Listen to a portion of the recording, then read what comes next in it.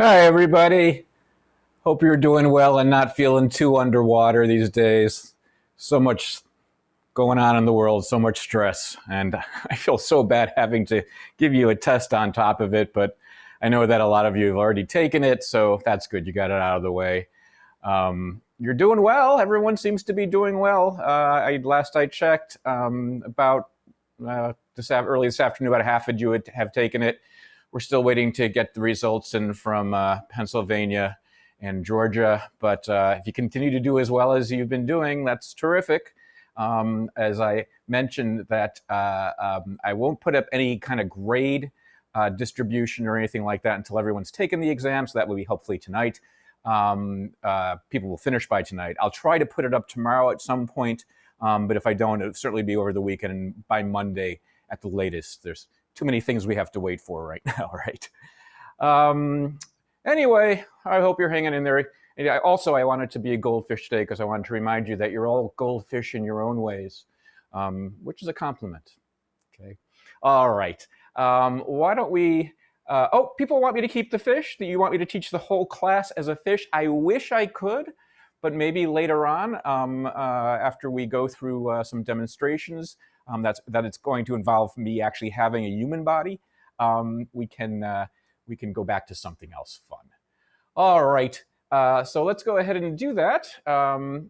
Let's change our appearance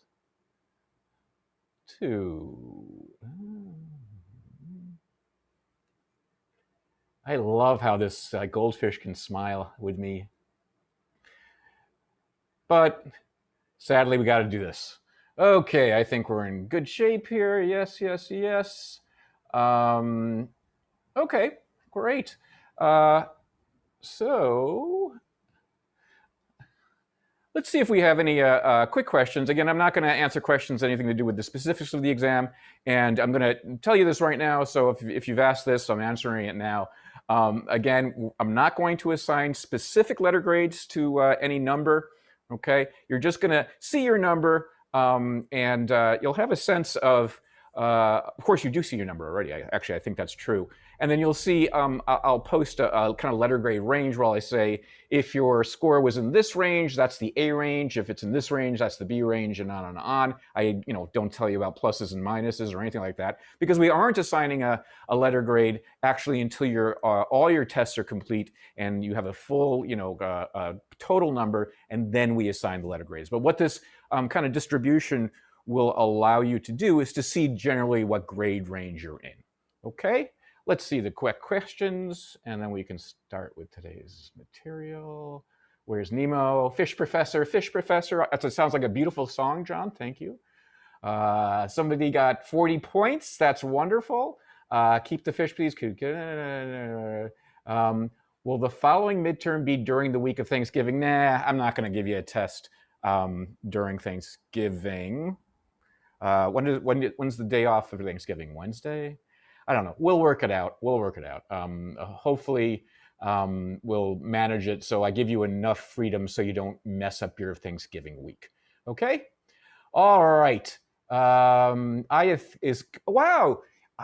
is actually complimenting me on my puns. I'm going to bring my kid, my 17-year-old in right now so you can convey this to him because he thinks my puns are terrible, but you probably think your own parents' puns are terrible too. But we all know that dad jokes are the best jokes. Okay. Great. So let's go ahead and continue where we talked. We were last talking, and that is, of course, on taste. Wonderful topic, and this is where we left off. Cool. Oops. Hold on just a second. Sorry about. Oh. Let me go back here. Let me make myself big and scary.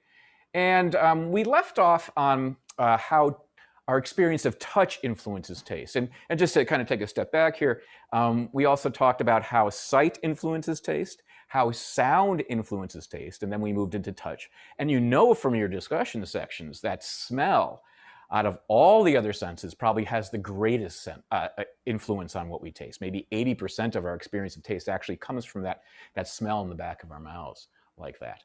But we talked a little bit about the ways that touch influences taste, including the idea of tactile capture, that the sweetness of the candy kind of follows the candy around, even if we don't have taste buds in that area, because it kind of, there's kind of an illusion here where once it stimulates the sweet taste buds, where that candy, for example, is touching your tongue is where we feel the flavor come from, even if we don't have taste buds for sweetness in that particular area the candy is situated.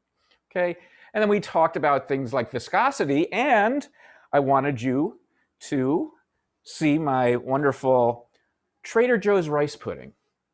Ask for it by name.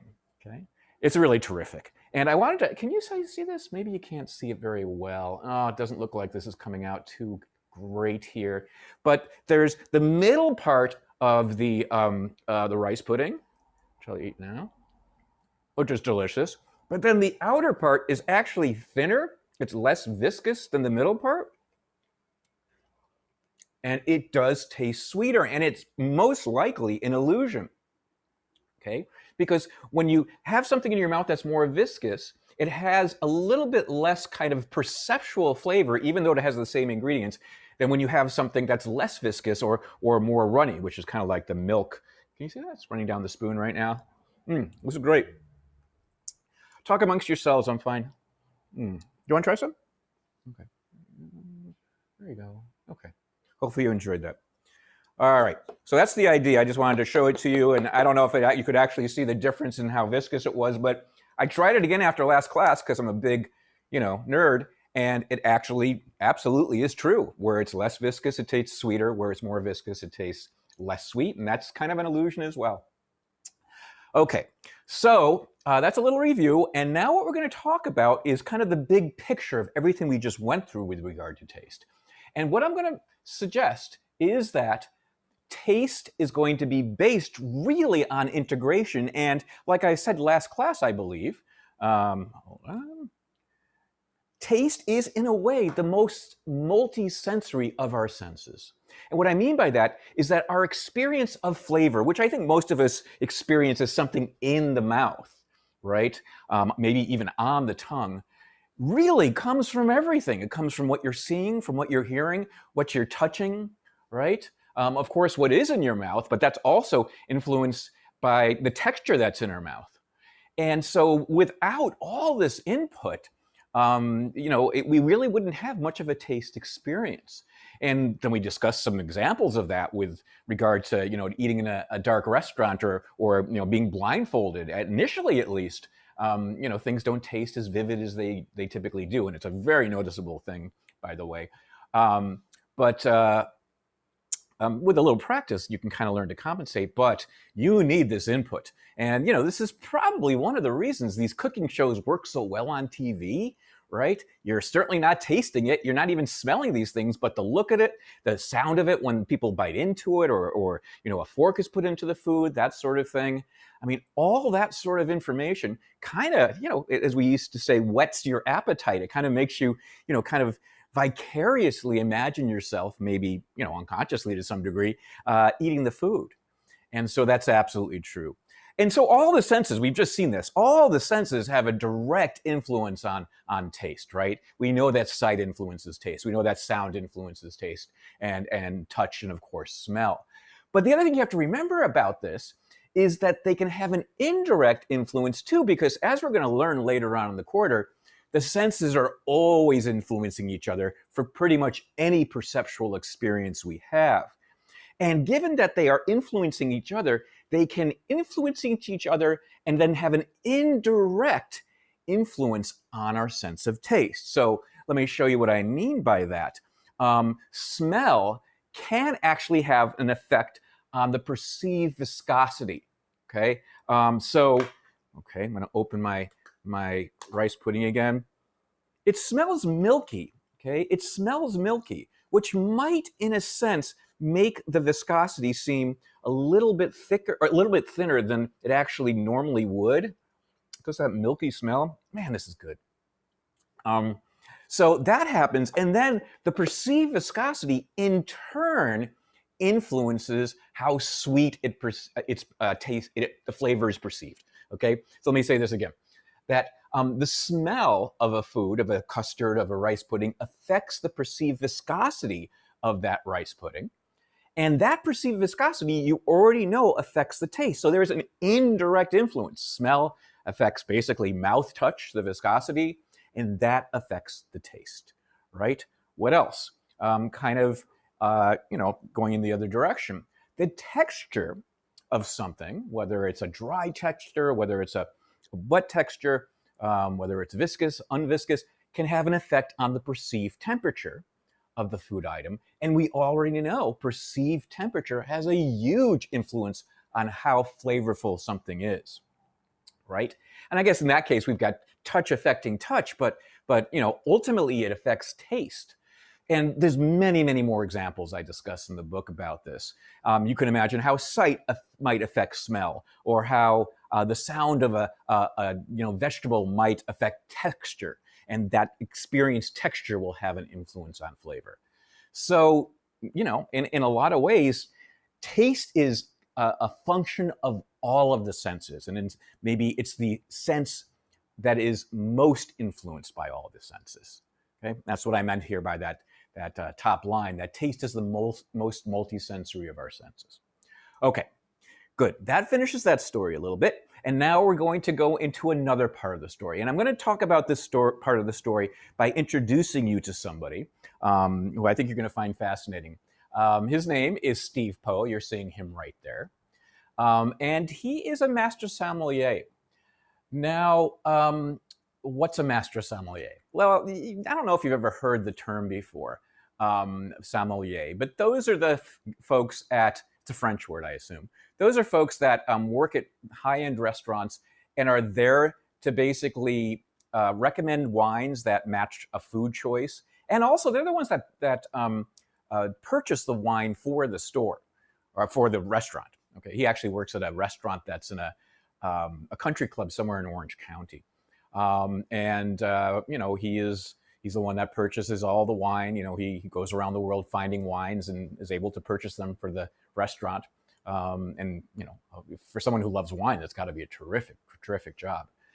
That's a sommelier. What a master sommelier does is actually something more impressive in a lot of ways. They're the ones that teach the sommeliers how to do their job well. Okay, and it is very difficult to be a master sommelier. In fact, when I wrote the book, there were about 150, I believe, or something like that, master sommeliers in the world. Now there are 269 in the world. And that's, actually, last time I looked was last year, but it's a small number. And thousands of people try to become master sommeliers. Okay, why is it so difficult? Well, it is really a rigorous training program. You have to learn a lot about wine production techniques, about how to serve wine, wine serving decorum. A couple other things you have to learn about, like, what did you say, cigars a little bit. Like if the restaurant has a cigar, bar somewhere or something like that, he had to learn about that a little bit. But most of it really has to do with wine. And you have to go to France to be trained in order to do it and take the test. The test involves 3 different parts, okay? And typically, they are not taken at the same time because, as you're going to learn, the last of the 3 exams is really, really hard. So what are the first 2 exams? I think one covers wine theory, like, the sort of ideas about what type of flavor kind of constellations you're going for if you're in fact producing a wine from your own vineyards, that sort of thing. Serving decorum, I said, was another part, or I guess another whole exam is with serving decorum, that sort of thing. But the last part, this one that is so difficult to pass and takes most folks years to pass, is called the blind tasting. And it's absolutely fascinating. There was a movie that came out last year about this, portraying a character from, I think, can't remember his background. I think it was from a poor neighborhood who decided he wanted to become a master sommelier. And they do a really neat job in portraying this. I'll find out the name of the movie for you. It's a really interesting movie. And it's about this gentleman trying to become a master sommelier. And I won't tell you what happens at the end, but it's really interesting. Okay, what is the blind tasting like?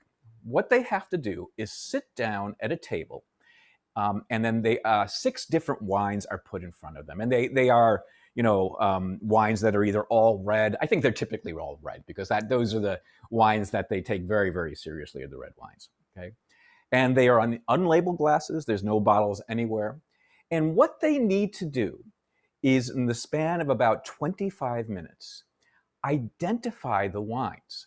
Not just the style of wine, this is a Chardonnay, this is a Merlot. That might not be that hard for a lot of people who drink wine to do.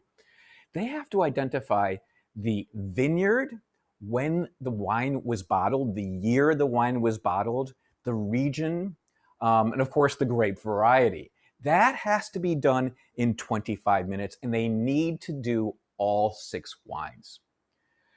And they need to do this out loud. It's interesting. They can't just like kind of sip and take notes or something like that. They need to sip and describe to a series of, a set of judges. And I think it's between 3 and 5 judges, something like that. 3 masters. Okay, it says that on my notes. 3 people who've already passed the Master Sommelier test, the blind tasting test. The candidate has to describe their reasoning. What first is their sensory experience, and this is dry, this is kind of fruity, that sort of stuff, all those things. And there's a lot more descriptive language than I just used. But then how they're reaching the conclusion of the type of wine they believe it is. Okay, and when it was bottled, what year, was it a rainy season or a more dry season, all this sort of stuff. It has to be out loud, and it has to be sensible as they're describing this. And they're rated on accuracy, so they do have to identify these characteristics of all the wines. However, even if they're accurate, if they don't have good reasons for reaching the conclusions about those wines, they might not pass. And of course, the description is very important. All the constellation of flavors that they're experiencing, that has to be very vividly done, and it has to be accurate. And so it took Steve Poe, I think he said 3 or 4 times, and you can't take it, I believe you can't take it at least in the same 6-month period. You might have to wait a full year. I think you have to wait a full year. And thousands of people try to do this. Very few people actually pass it. Okay, it takes so much training. And this, one of the most interesting things about this whole story to me is as follows. The way he became a master sommelier, to the extent he could pass the blind tasting, is the way they all do it, which is studying.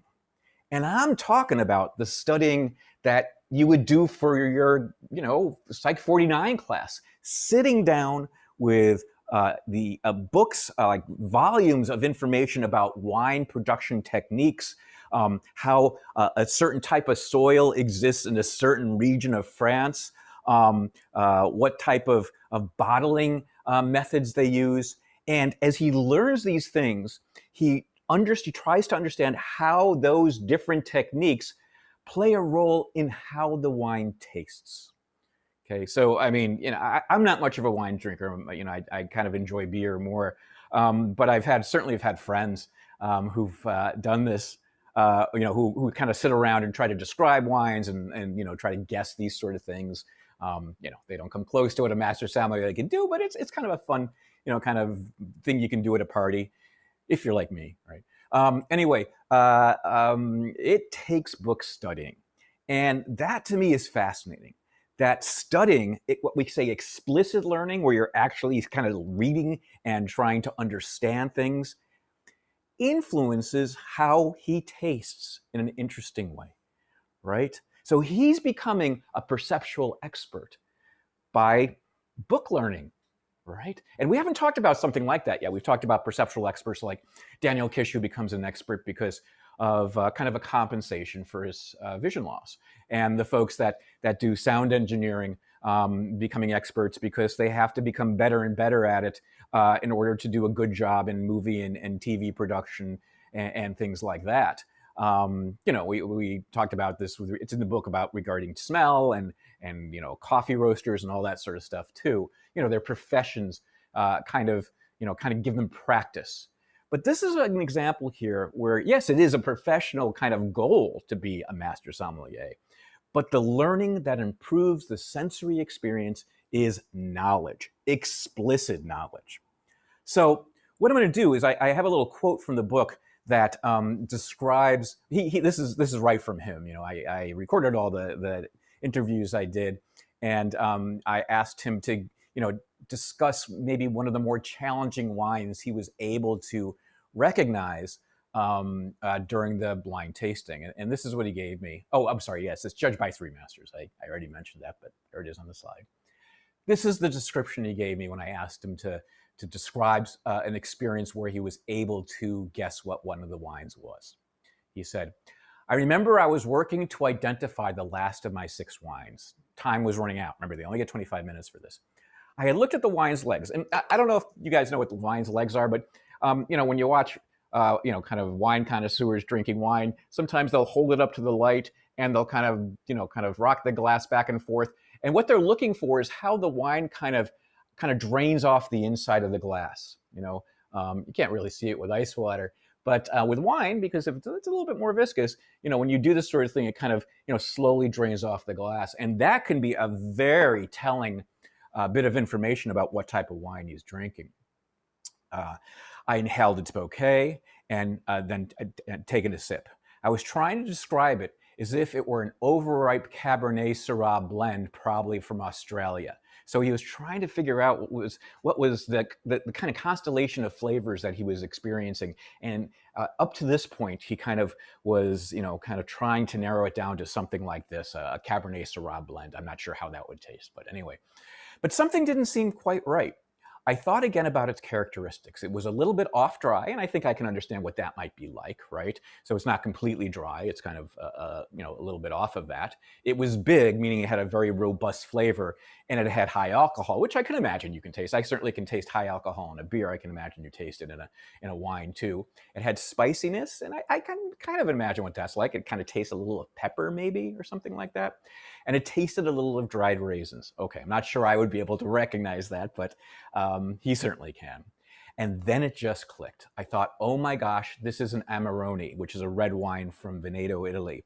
It was one of those situations where the studying and the focus just took over, and it was this was the last of his 6 wines he had to recognize. And then, of course, he has to add information about that. Maybe which vineyard it is in Veneto, Italy, because I'm sure there's tons of vineyards there, and then also what year it was bottled. And he has to get all that information right. So how does he do the year? Well, he knows a lot about seasons of wine bottling, and by remembering that 1985 was a particularly dry season in Italy, then I would imagine that it would have this flavor, and he tried to identify that flavor, and then either that would confirm or disconfirm, and he would continue to try to think about other years that might be relevant until he would say it out loud, and hopefully he'd be right. Now, before I leave Steve, well, actually, we'll go back to him later. Before I leave him, I have to let you know that I was a little apprehensive during our interview. This interview I actually did over the phone, but I was still a little nervous because I had some friends that were, really into wine, and usually the friends I had weren't like this, but their friends that would come to wine parties, which I would sometimes attend just because I was friends with these folks, they'd be a little snooty. I don't know if you've ever known anybody, or maybe sometimes on TV, they portray wine connoisseurs as being a little snooty, a little uppity, like, how come nobody else knows as much about wine as I do? Or if I sip this and I say, ooh, that's tart, they'll go, oh, how quaint, right? Steve was nothing like this. He was so down to earth. He had a very different, he didn't have come from a wealthy family or any, there weren't wine lovers in his family. He was his family was big into sports. He was in the Marines for years. And, when he came out and just trying to settle his career, decide what he wanted to do for a career, he just kind of got really into wine. And what he feels is that he wants everybody to enjoy wine and to really experience the complexity of wine.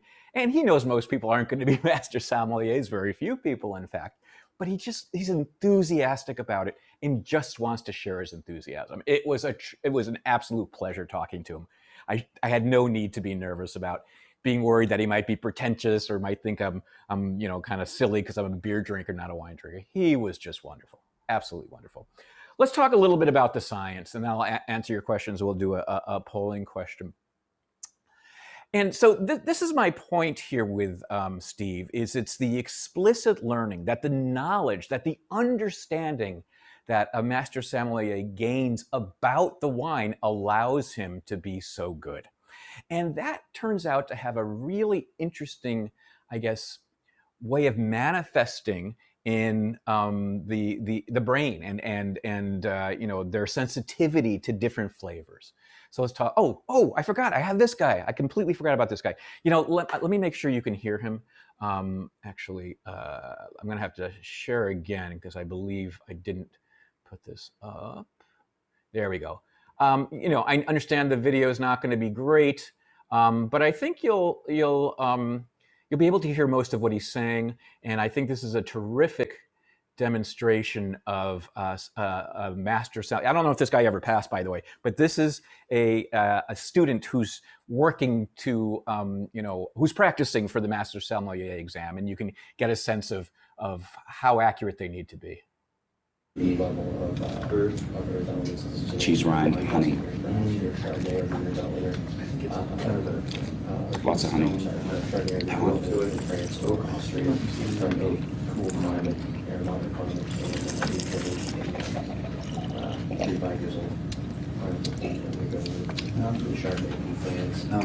Wine is off dry. Medium intensity. Medium body. Frame of the wine, acidity is high. Tannin low. Alcohol, medium. Fruits have changed a little bit on the palate. I'm getting some apricot, peach notes, a little stone fruit, along with the lemon lime. And that Meyer lemon is converted into key lime. The quality is medium. Final conclusion: Chenin, France, Loire. Put this at Vouvray. Wine is dry. Demi, Sec, and Vintage. Again, 2009. Wine number 3 is white wine. So he was absolutely correct in that one, which is kind of cool. Anyway, great. Let's continue and talk about the science, though. So you taste what you understand is what I'm trying to argue here. And it's interesting when you bring in the wine experts and have them do research, use them for research and psychology experiments to see, what makes them special. You might be surprised at the answer. So you bring someone like Steve Poe in, or maybe just a sommelier who has a lot of experience. It doesn't have to be a master sommelier, but somebody who has a lot of experience in wine, and you bring them in. You kind of have them go through different tasting experiments. Let me just make myself big here, big and scary. Yes. So, for example, you have them try to determine whether two wines are the same or different. Okay. So that's what this is. Wine experts have no better taste thresholds or discriminative abilities for wine. Let me get a little bit more specific than that. What you can do is you can, with regard to threshold, what that means is you can put a little bit of a flavor, like an eye drop worth of wine, into a glass of water, okay? And determine whether or not somebody can taste the wine in there. And you can do this with wine experts, and you can do it with novices like me, okay? Can I tell that there's a little drop of wine in there? Okay, I sip it, I go, no. Okay, here's another glass. And now this glass has 2 little drops of wine in it. No, I can't taste wine. 3 drops of wine, that sort of thing, okay? And maybe I need 4 drops of wine until I recognize there's wine in that water, okay? How does someone like Steve Poe do? Exactly the same. You would think that, oh boy, this guy would really be able to tell that there's a little drop of wine. No, their taste threshold for wine is no better than mine. And that's also true of discrimination. What I mean by discriminative abilities or discrimination here is that they're given two wines and they're asked to say whether they're the same or different. And some of them, I think what they do is actually they have two of the same wine, and then in one of the glasses, sometimes they'll add another type of wine a little bit to kind of test how sensitive, how little wine needs to be added until they can taste the difference. And you would think that someone like Steve Poe would be so much better than someone like Rosenblum, but no. There is no difference. They're no better at that than I am. So it's not like there's something different happening on their tongue, really. Okay, but it's not just their tongue; it's their smell as well, right? Because we know a lot of flavor comes from smells, and it is the fact that they can't, really determine whether there's a wine and a drop of wine in a glass of water by the smell. Or they can't tell whether the wines are same or different by the smell if they're very, very similar. There's just a tiny bit of another wine mixed into this one. Any better than me, okay? In fact, you can do this to a wine expert. I don't know if this is true of Stephen Poe. We chatted a little about it, and he wasn't sure if this would work on him. But it would work on my snooty friends back in the day where I used to go to wine parties. What you can do is you can take a white wine, okay, and you can put red food coloring in it so it looks red, and then have people take a sip and then describe it or try to identify its style. And in fact, people who have some expertise will be fooled by this, I guess you can say, wine color illusion. They'll think they're not drinking, I don't know, what's a white wine? I don't even know types of white wines, but they'll think they're drinking a rosé or a Syrah Merlot blend or something like that. Even though it's only red food coloring, everything else about the wine is white. Okay.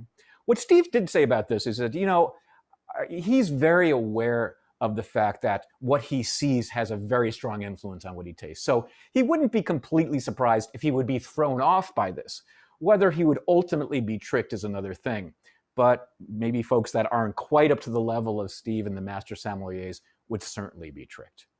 So what distinguishes these folks? They're not more sensitive on the tongue or the nose for discriminating wines or to determining whether or not there's a wine there mixed in with the water, okay? What they have is a very different brain response when they sip wine. And there's been a lot of research on this. So it's interesting when you look up the literature on perceptual expertise, what kind of underlies people becoming perceptual experts of things. A lot of it's done on wine expertise because it's such an interesting, field of study. How kind of one's understanding, one's knowledge, one's kind of explicit learning has an influence on flavor. So there's a lot of brain research on experts, on wine drinking experts.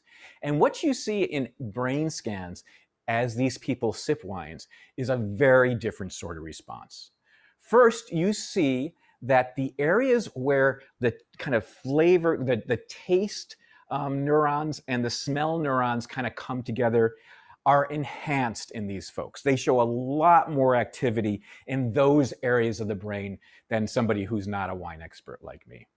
Okay, so they show what seems to be kind of even more smell and taste convergence than the rest of us have. They have seemingly more activity when they're sipping wine or when they're smelling wine. Okay, they have that. And the other thing they have, which I think is probably one of the most interesting aspects of how the wine connoisseur's brain works, is which side of the brain shows more relative activity. And for a wine connoisseur, they show more relative activity in their left hemispheres than the rest of us do. So when we all sip something like wine or grape juice or anything like that, we will show activity in both parts of the brain. Oh, I guess you folks might not necessarily know about the hemispheres, and it gives me a chance to wear my little hat. The hemispheres are this side, and there's a kind of a break in between them, kind of like a like a gulf in between them that are in fact connected. Okay, but yeah, in a sense we kind of do have two brains in our head, and we have a left hemisphere and a right hemisphere, and what you find in wine connoisseurs is that, yeah, they do show activity in the right hemisphere like all of us do when we sip wine.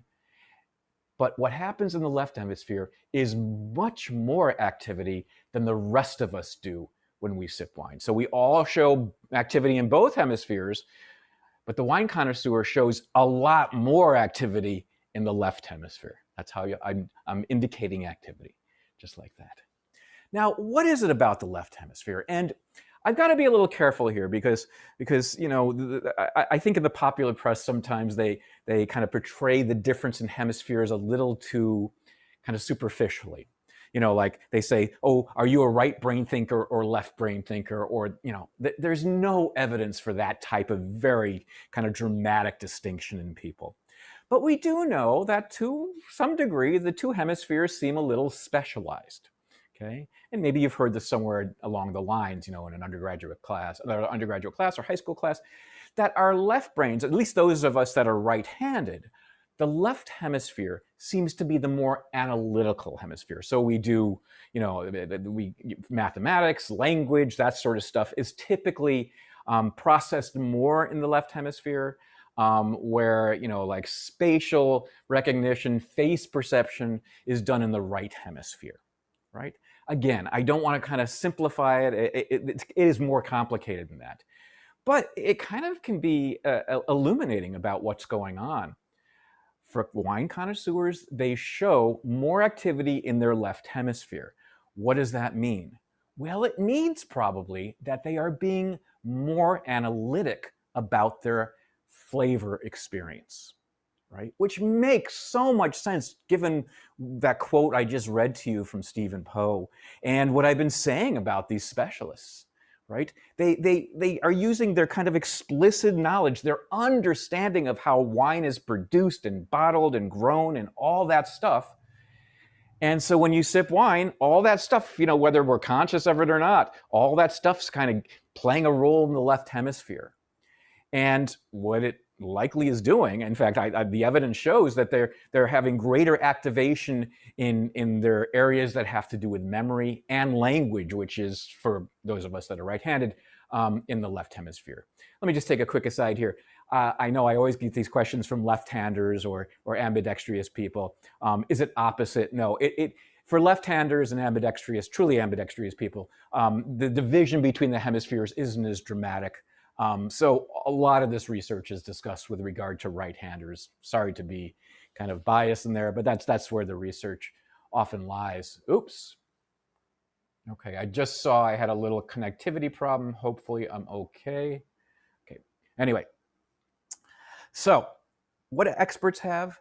They have a sophisticated conceptual language, a descriptive language that allows them to do certain things, that allows them to kind of make connections between, you know, things they know about wine.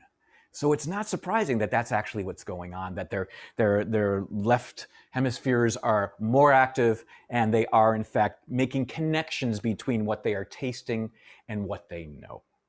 Okay, let's take a little break here and see about your questions, and then I will ask you a question. All right.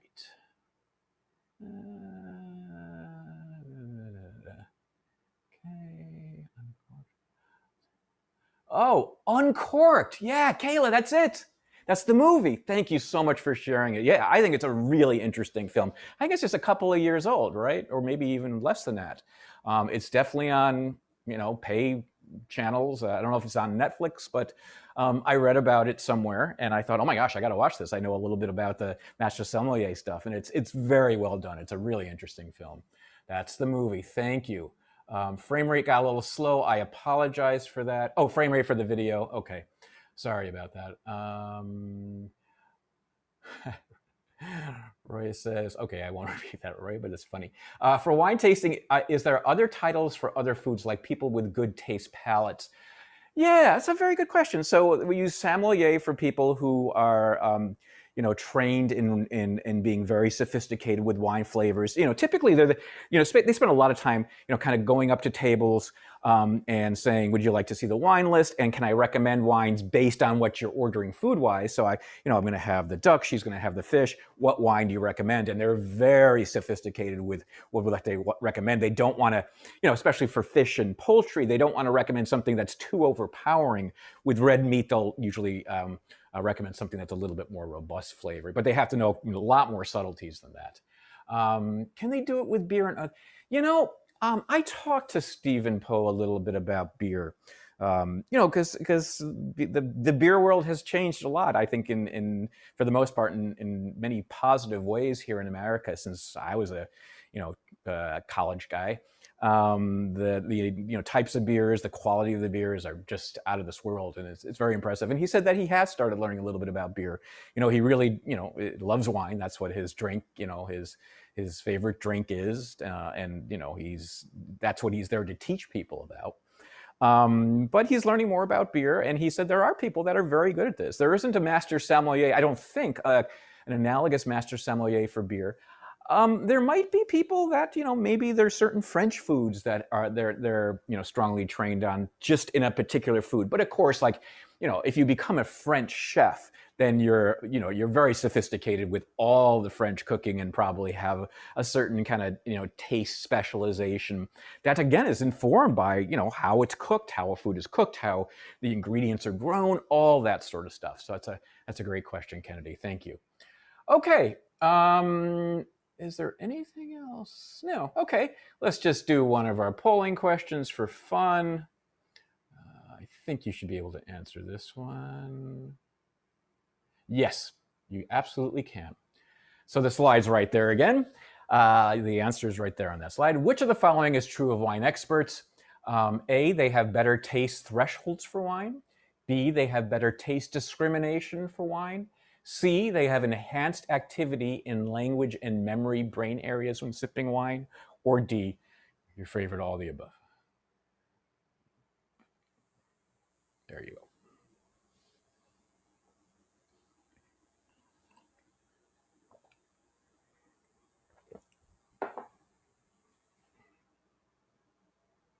Oh, I didn't mean to distract you by saying your favorite. Most of you are getting it right, though.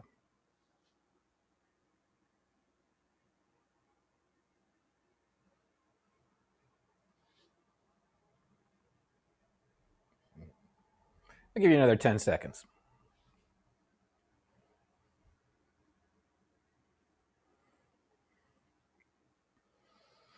Okay, that's great. No problem. Fewer people got this one right than usual, but that's not a problem. I can explain it to you and give you the right answer, of course. The correct answer is C. What is about 57% got that correct? That's okay. A lot of people chose D, and I'll now tell you why D is not correct. So, am I still sharing the slide? I think I am. Hopefully you can see it. Right here, as it says, they have actually no better taste thresholds or discriminated abilities. And what I mean for that is, like I said, for taste thresholds, they can't taste when a little drop of wine has been added to water. They can taste it if enough of it has been added to water, but they're no better than, beer drinker Rosenblum. And they really can't tell if the wines are different enough to be two different wines any sooner than beer drinker Rosenblum. So their taste thresholds or their discriminative abilities are no better than somebody who's not a wine drinker. What they do show an enhancement of is activity in the left hemisphere especially, but in areas in the left hemisphere that are related to language and memory. Again, what it suggests is kind of the involvement of almost rational processing here. Their tongues aren't different, their noses aren't really different, but what is different is the way their brain kind of interprets what their nose and tongue are getting by its understanding, its explicit understanding of wine production. Okay? Cool. Go ahead, take a picture if you haven't yet. Oops. And I will stop the sharing. Okay. All right. So let's go on, and I'm going to talk. We're going to kind of keep with this a little bit, this explicit knowledge thing, a little bit, and talk about it first again in wine context, but then I'm going to talk a little bit about it in other contexts too, because I want you to kind of learn an interesting general concept that goes beyond professional wine tasters. Okay, so. Still along the same lines, you taste what you understand. We're talking about here explicit knowledge. And all explicit knowledge means, I don't mean to use a fancy term here, it just means the knowledge that you gain by reading, by going to class. That's explicit knowledge. It's, very, clearly stated, all that sort of stuff. It's not like, like when you're learning to, play tennis better, you can learn a little bit when the teacher says, lift your arm higher and stuff. But a lot of our learning comes from, just practice where, it's just not even thinking about it. That's more what we call implicit knowledge. And explicit knowledge is, reading books, going, listening to lectures. That's explicit knowledge, okay? And what explicit knowledge does is it helps the wine drinker, the, professional, attend to what I think Stephen maybe used this term. If not, it's certainly in the research papers, constellations of flavors. I actually said this a little bit earlier, constellation of flavors. And what really we're talking about here is a collection of flavors that a wine contains. And certainly what even our friendly rice pudding contains to some degree, but wine, according to Steve Poe at least, has a more kind of robust constellation of flavors. That's why he loves it. There are so many flavors in a sip of wine. But to recognize those constellation of flavors, okay, the book learning kind of helps you attend to different aspects of it. So if you're ever on Jeopardy, this is a great Jeopardy question. Malolactic fermentation, okay, there's a term. All right, Alex, what is a type of secondary fermentation that is often done after the wine is put into barrels? Okay. You don't need to understand the chemistry of fermentation, but what it involves is wine will, kind of get, fermentation means it's getting its alcohol, and it happens naturally, with yeast and all that stuff in the grapes, right?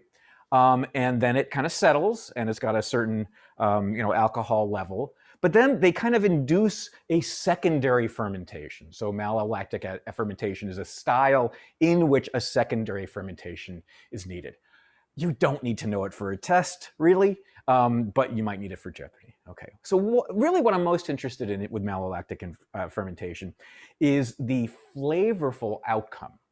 And, what someone like Steve Poe will say is that, when you use malolactic fermentation, you notice a certain group of flavors. And he first read this. So he read this in a book, there's a chapter on malolactic fermentation. And then he reads the production technique, where it's done. It's not done everywhere in the world. It's done in certain places in the world, not everywhere. Are they more likely to do it some years than others? Okay, great. And importantly, what are the flavor outcomes of the process of malolactic fermentation? And happens to be often buttery texture, which I think I can imagine what that's like, a very smooth kind of texture of the wine.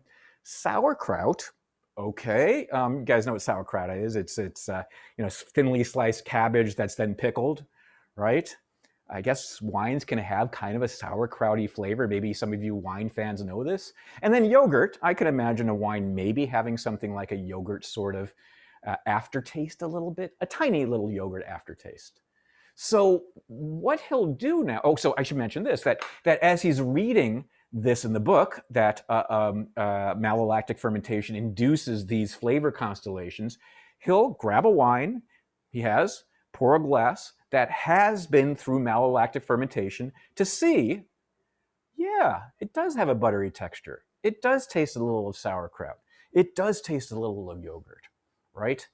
And so he reads and drinks, reads and drinks. And I asked him about this, like, don't you find it hard to read after a few glasses? He goes, no, for the most part, what they're doing is they're, they're spitting out the wine into another glass. They drink a little wine, by the end of the night, of course, but they're there to study, so they can't swallow all the wine. There'd be no way they could study.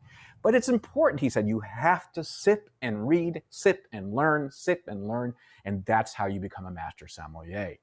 Okay, and he thinks this is the basis of their superior recognition and performance. So this is absolutely true. This is another experiment. Well, it's not even an experiment. I mean, you saw the the blind tasting test. It's been done in the laboratory, but it's also done in front of these three masters that you have to impress, right? They are better at this. There's no question. They can taste these things, these constellation of flavors, and then identify where the wine is from and its style and its year and all that sort of stuff. Okay, so you do find that they absolutely have better recognition performance, whether it's in the master sommelier test or in the laboratory where they're just given glasses of wines. They are very good at that. And by the way, they're also good with similarity ratings. This is more kind of laboratory research where they're given say 10 glasses of wine and they're told to group them together. The ones that taste similar are grouped together. The ones that taste, maybe this group of 4 wines taste similar. Maybe these groups of 3 wines taste similar, and then the remaining 3 also taste similar. They're much more consistent in making those ratings than someone who doesn't have training.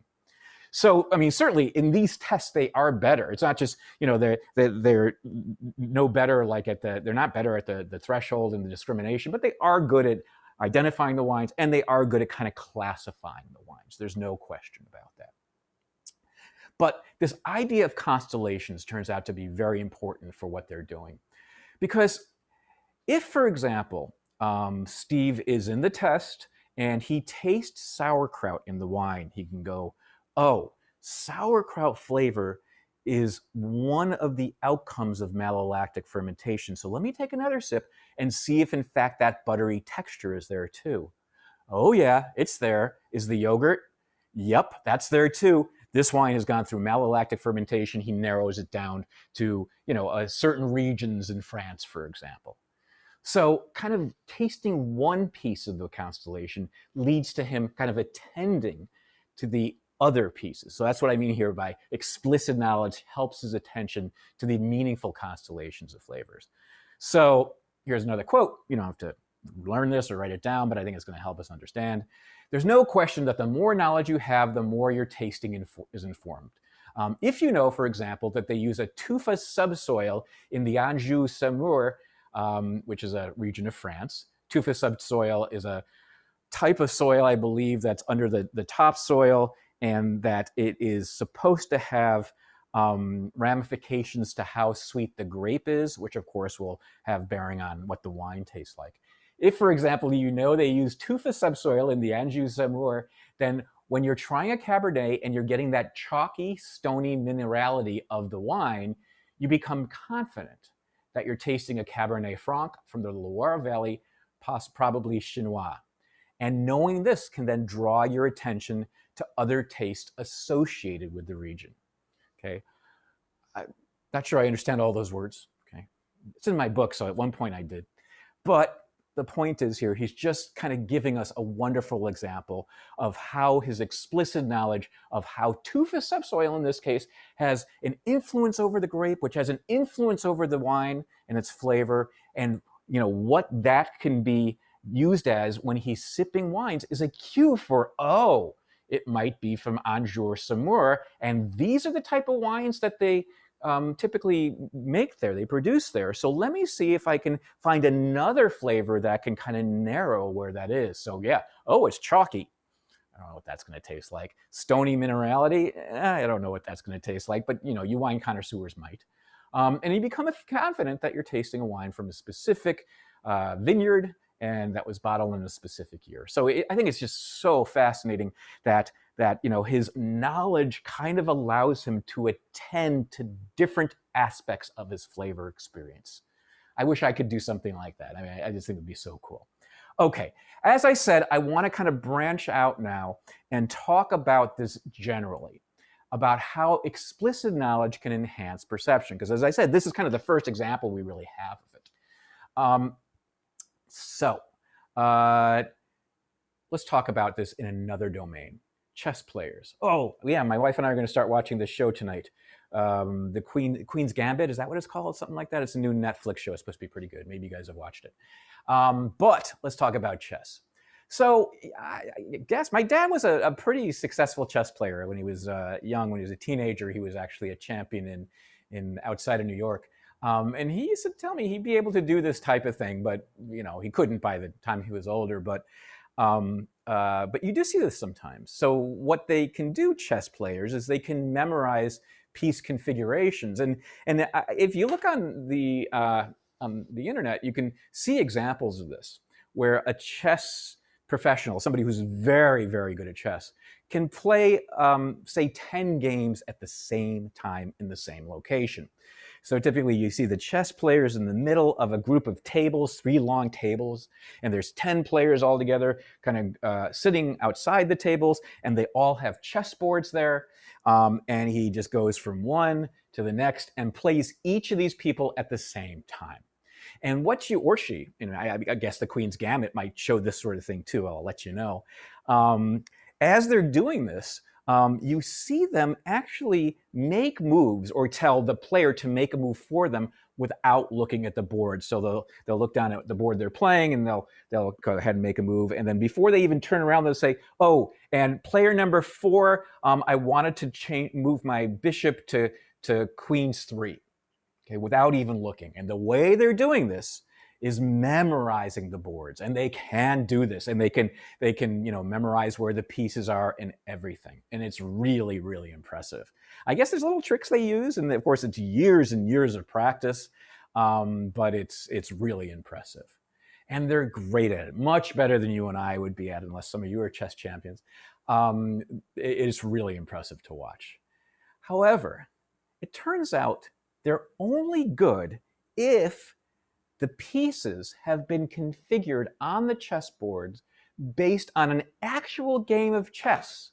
You know how chess works. Pieces can only move in certain ways. So if you were to, for example, just kind of randomly put pieces on a chessboard that make no sense, that couldn't have gotten into that configuration through the normal rules of chess, they're just as bad at memorizing the board as Rosenblum, the non-chess expert, is, right? They have to use the rules of chess. It's their knowledge that allows for the superior memorization and then kind of simultaneous playing of all these different games, right? And this is what you see of perceptual and I guess you could say, memory cognitive experts in all domains. This is also true of coaches, like football coaches and soccer coaches, where they're very good at memorizing, the positions of the players on the field and where they're going and all that sort of stuff. They can like look at video of a game just for a few seconds and then completely recreate it using a board of players and stuff like that. Musicians can memorize music, and some of you, I'm sure, are musicians and have done this. And even circuit designers, people who design circuit boards, which seem very intricate to me, they can memorize them really very easily. Again, though, as long as each of those domains are based on the rules of their field. So if it's a football game, then a coach is trying to memorize it. If the players are in positions that make no sense based on the rules of football, they're not going to memorize it. If a piece of music is created on sheet music, with the bars and the notes and all that stuff, that don't follow anything to do with the rules of music, a musician's at a total loss. And this is also true of circuit designers. You can imagine the constraints that exist in designing a circuit, of one, I don't know, what a diode going into another thing or whatever. Without it making sense, they can't do the memorization. So again, in each of these cases, it's the kind of experience and understanding they have, the kind of almost explicit knowledge, I think, we can use that here too, the explicit knowledge they have of the rules of football, of the rules of musical notation, of circuit design, circuit board design, and of course, chess. Their memory, their expert memory, their expert perception is based on that explicit knowledge, okay? And wine experts are exactly the same way. Okay, so if you were to bring a wine expert into the laboratory, they did this, and have them look at a screen and try to memorize pairs of terms for wines. Okay, they would be good at, much better than you and I would, at memorizing those pairs, only when they made sense. So, if, for example, the terms came up full-bodied and prune, which are both associated with a red wine, later on, they'd be able to recall that very easily. Oh, yeah, one pair was full-bodied and prune. If, on the other hand, full-bodied and the word lime were next to each other, and I guess lime is associated with white wine, I guess, they would have a difficult time memorizing that. Okay, so again, it's their explicit knowledge that kind of supports their superior kind of, I don't know, ability to remember things, or ability to attend to things, or their ability to perceive things. It's all the same thing. Here's something else I think you're going to find really interesting. There's a well-known phenomenon called the verbal overshadowing effect, and it's very well known, say, in the context of crime. So I don't mean to scare you now, but I'm going to convey to you an experience that I had many, many years ago, probably about 30 years ago, 25, 30 years ago, when I first moved out to Riverside and was living there. I went out to dinner with a friend, and I don't know if that restaurant's still there. I'd be curious to see. It was an Italian restaurant, I think, in San Bernardino, that had a really great reputation. I had been there many times before. But we get out of the car, and all of a sudden, we hear people running up behind us, and they stop. And I don't know if this has ever happened to you, like when you're a kid, but it's usually, it must be somebody we know. And, kind of trying to scare us. Isn't that fun? So I kind of turn around with a smile, and there's a guy there with a gun, and he's pointing it right at me. He says, "Give me your wallet now." And, I did it. And the other guy also had a gun and said, "Give me your wallet," as he was pointing it at my friend. And she decided, it was a little scary. She tries to take her purse and throw it into the car, but the guy stops her from doing that and grabs the purse, and they both run away. Okay, we're both fine. Of course, we're shaken up, but we're both fine. And we go into the restaurant. They're wonderful to us. We tell them what happens. They're absolutely wonderful. They give us a free meal. They give us glasses of wine to kind of calm us down, and they were just terrific. And then the police eventually show up, and they ask for a description of these guys, and we try our best to describe the two guys. And we try to provide as much detail as possible. I should mention it wasn't one of those kind of sketch artist things. They just were kind of writing down the different sorts of descriptive words we had. And then they get a call and they say, "Hey, you know what? There are two guys that were just picked up down the street running, and they don't have your wallet or purse, but they kind of fit the description. Can you come take a look to see if it's them?" Kind of scary, but say, "Okay." And they said, "Don't worry, they won't see you inside the car. We're going to shine lights on them. They won't be able to see you at all. You're just going to see them on the side of the street, and you can tell us whether it's them." So we go there, and they shine the lights on them. So the whole thing was a little scary, but it was fine. The police were there, and they looked at us and say, "Can you be 100% sure that these are the guys that held you up?" And we looked at each other, my friend and I, and we said, "No, we can't be 100% sure. They kind of fit the description, but no, we can't." And here's the interesting thing. If the police had not asked us to describe in the restaurant what these guys look like, we probably would have been better off at recognizing them when we saw them. And this is the verbal overshadowing effect. Okay? It's well known in for police lineups, for witnesses, all this sort of thing. It's very, very well known that if the witness is asked to describe a person, they become less effective. They become less good at actually recognizing the person later on. There's something about the verbal description that overshadows the perceiver's ability to then recognize the person. So yeah, police have to be very careful about this sort of thing. If they think there's a chance that they might, have them, they won't ask right away for a description. They'll take them there first and say, are these the folks? Because they know once the description comes up, it kind of messes with the memory of the features of the person's face, which is really interesting. That happens all the time in these sort of contexts, and it is a well-known sort of issue where it's the description inhibits recognition. And as I said, these are just things I've already said. This is eyewitnesses describing faces, but it also occurs in other contexts. It occurs in the context of smells and tastes. So let's go back to wine for a second. If beer fan, not wine fan, Rosenblum sat down and took a sip of wine, and maybe let's deal with 3 wines, okay? I take a sip of one wine and I describe it the best I can. I don't know, it's got a chalky minerality. No, I would never say that. It tastes kind of sweet, and it has a little tart flavor. That's probably the best I could do, okay? This one's less sweet, and maybe it kind of has a little burn on the back of my tongue. And oh boy, this one's not really sweet at all, and it's really tart on the side of my tongue, right? And they say, okay, give me more description. I try again, and I give it a little bit more description, and they say, okay, fine. And then the next day, I come back and they give me 6 wines, and they say, 3 of the wines that you have in front of you are the ones you tasted yesterday. You tell us which ones they are, okay? I would be awful at it. In fact, I would be worse than if I had never described the wines, which suggests someone like me has not only a verbal overshadowing for, as a witness in a crime, but a verbal overshadowing for wine. If I try to describe it, it messes with my ability to recognize the wines again, okay? That's not true of wine experts, okay? In fact, that's only true of casual wine drinkers. It's not true of wine experts.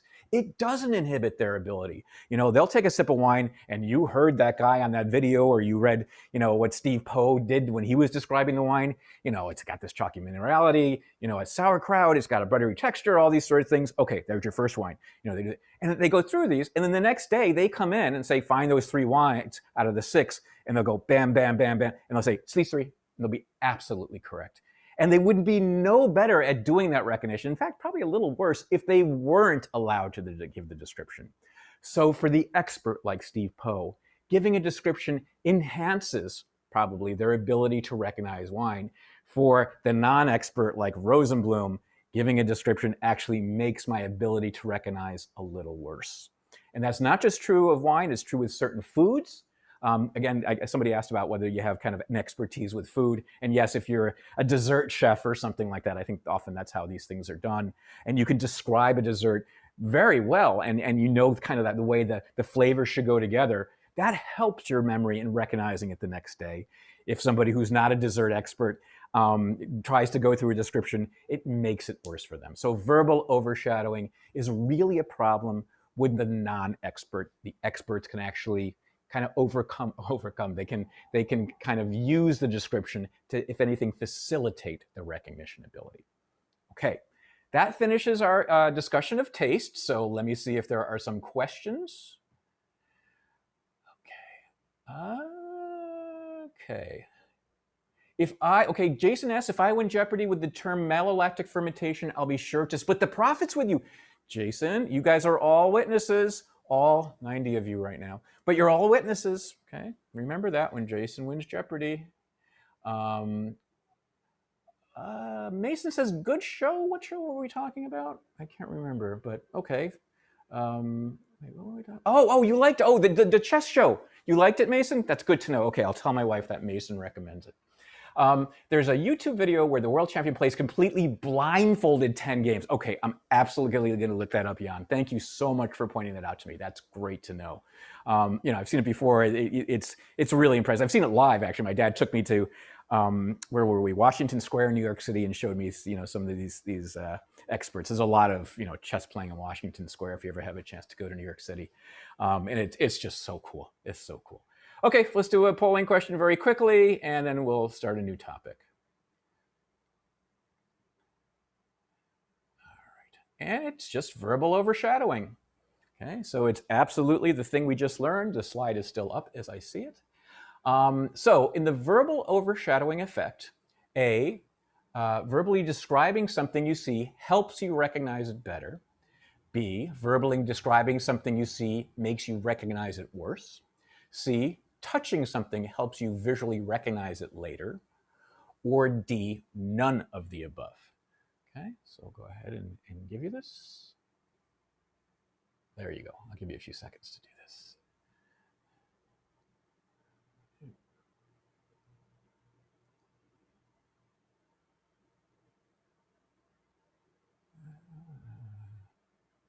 As you do that, I'm going to give you a little special treat.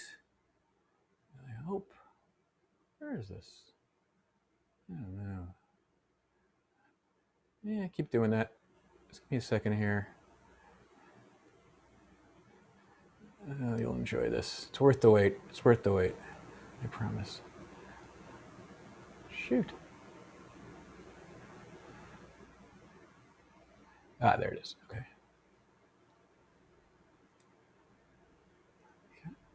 Cool. All right, I'll give you another 10 seconds to finish this off.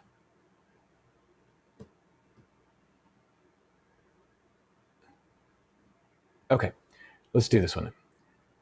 So here's the deal. Let's see how we did. I'll share the results. Yeah, you did great, guys. In the verbal overshadowing effect, the answer is in fact B. Verbally describing something makes it harder for you to recognize it later. So your verbal description overshadows your memory of that face or of that wine. And wine experts aren't subject to this. They're able to get around it. But for you and me, just remember the example I gave of being held up if you want, or the wine if you want. Once I gave a description, my recognition of their faces was worse because my verbal kind of description overshadowed my ability to recognize them. So the answer is B. It has nothing to do with touch, so it's not C, and it's not none of the above. Okay, terrific. So I will then switch topics. And also, because you've all been such a great class today, I will finish the class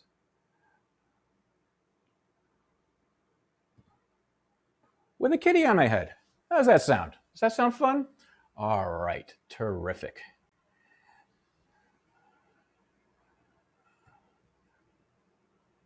Oops. And here we go. And what I'm going to move into now is touch. And oops, hold on just a second. Your share screen. You actually started touch a little bit. Oh no, you're starting it tomorrow and Monday. Sorry, you're going to talk a little bit about touch tomorrow and Monday. But I will start talking about it right now. I think you'll enjoy this. All right. Wait, something. Is it working? Yes. Where is this? Uh-oh. I didn't lose the screen, did I? Uh-oh. Hold on a second. And nobody panic. I think it's this darn cat thing I did. Well, once we get it working, we'll enjoy it, I'm sure. Okay. I'm going to introduce touch to you by talking about somebody who I think you'll find very interesting. And, oh, that is such a cute cat. The problem, it feels like I'm not bald for the first time in a long time, which is nice. So maybe I'll walk around with the cat on my head for the next few weeks or something. Anyway, I wanted to introduce them to you. And this is John Bramblett, and you're going to find him absolutely fascinating. John Bramblett is a painter who is blind. He lost his vision later in life than Daniel Kish. He lost his vision in, I think his early 20s, I believe. You'll hear it on the video. I think you'll find him very interesting because he took up painting after he went blind, and he paints by his use of touch, which is why I decided to interview him, because I was really interested in how sensory loss, like Daniel Kish has, like John Bramblett has, enhances the other senses, and how that can teach us something about how the nervous system, how the brain, can kind of be plastic when it comes to compensating for loss. So I think you'll find this very interesting. Do I have this here? Yep, there he is. John Bramblett, painter. And oh my gosh, it can't play the media. Oh shoot. I don't know what's going on. Oh, I'm gonna be heartbroken on this. You know what I'm gonna have to do, folks? I apologize. I'm gonna have to have this fixed, and then I will show you the movie next time. But that being said, we can certainly learn about John Bramblett a little bit in the meantime. So let's do that. All right, just give me a second to gather my notes here. Shoot, what a bummer. Okay, so I'm going to have to tell you a little bit about John Bramblett. You know, I just look up and I see a cat on my head. It's hard to take me seriously. So John, as I said, lost his sense of sight in his early 20s. And so, oh, here it is. Okay, here's the details. He went blind at around 25, but he started losing his sight earlier than that. And what you're seeing there are John's paintings, by the way. I'll show you a bunch of those as we go through. If you're interested in John, he also has a website where you can buy prints of his paintings and learn more about him. But he went blind at 25, and at that point had little painting experience. He hadn't done very much painting at all. His mom, I should mention, is an artist, you know, kind of as a hobbyist more than anything else. But she did do a lot of painting when he was growing up. But he had never tried it before. I think he has more of a musical background. But when he hit 25 and he lost his vision completely, and you'll learn why in the video that I'll show you next class, he decided that since paints were around the house because his mom had done painting, all the equipment was there, he decided to try it himself. And his mom thought, well, how are you going to paint without being able to see? And it took him a while, but he developed techniques that are completely based on his sense of touch. Okay, and it's easier for you to understand as we go through the video, but let me I'll try to mime it for you a little bit to give you a sense of how he does it. First of all, some of the things he does are from memory. So that church you're seeing there on the top of the slide was done based on a memory he had when he had vision. But other things, in fact, I say probably a majority of the things he paints from touching the subject, his dog's face, his brother's face, and then paints it that way. The way he does this is he touches, say, that doggy face, looks like a boxer, huh?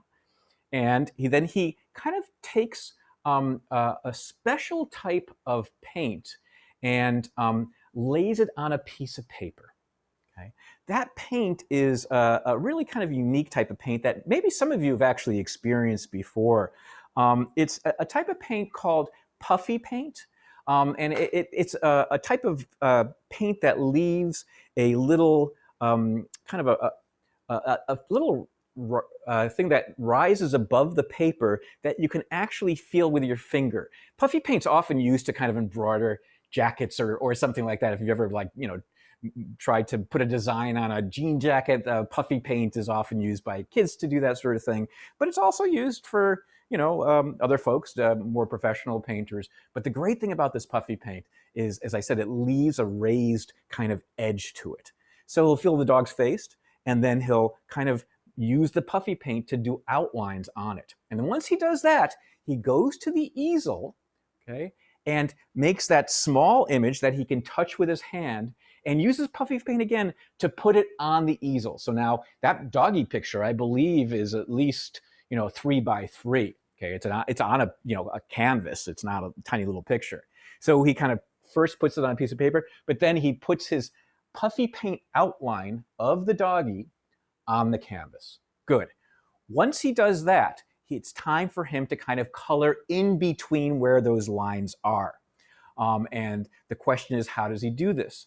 Well, as you'll see in the video I'll show you next week, what he does is he kind of follows the lines with his left hand, the puffy paint lines with the left hand, as he takes the colors and kind of puts the colors in between the raised lines. Okay, so he follows the lines with his left hand, and then he uses his paintbrush and paints in between where he's feeling those lines. And I'll just show you the video next class after I get it fixed. You'll get a good sense of how he does this. And as it turns out, the video is a little old. He has improved his technique so much in such interesting ways. I think you'll find it fascinating. Okay, have a good weekend. If you haven't taken the test, good luck on the test. I'll let you know how everyone did, hopefully tomorrow or sometime this weekend or Monday. All right, take it easy. Oh, I got a kitty on my head.